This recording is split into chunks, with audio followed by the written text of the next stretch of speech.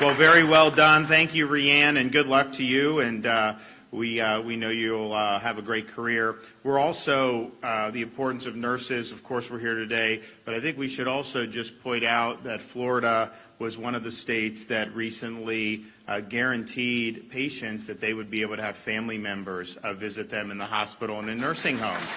And you know, many of our hospitals here were more rational about it than maybe some other parts of the country, but the fact of the matter is what you saw happen in this country over the last 2 years was basically compounding a difficult situation. And so, yes, you have COVID-19 emerges. You got to deal with that. You got to face that.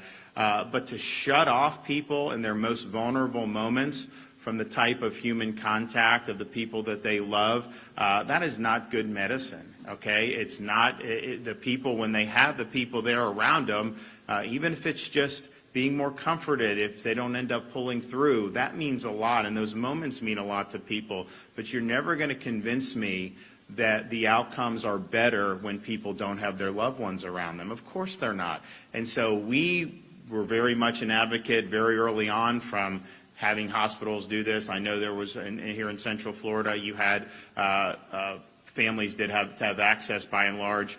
There were other parts of the state it was a little bit more difficult. And so you have the right, though, when you're in those vulnerable situations, sometimes with your life hanging in the balance, the people that you love, the people that are your close family, you know, they absolutely, you have a right to have them there, absolutely. And so we're proud that we did that. I think it'll make a difference. And again, a lot of our hospitals were more rational, but I think people are going to look back at this period, and there's going to be a lot of things that they just shake their head at.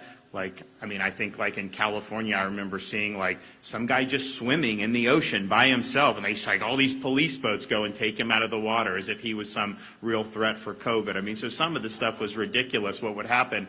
But when you talk about saying kids can't be in school for a year, that's going to be viewed as a catastrophic decision. But I do think that the separation of the patient from their families in many of these hospitals around the country, people are going to look back today and say, you know, that was really cruel.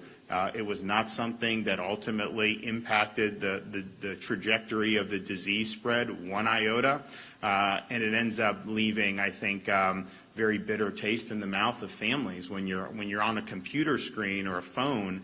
You know, that is not the same thing as being there and hugging the person that you love or holding their hand and comforting them. So thanks to the legislature for passing that, and we're happy that we were able to get that done. Okay, last speaker, our senior chancellor, Henry Mack.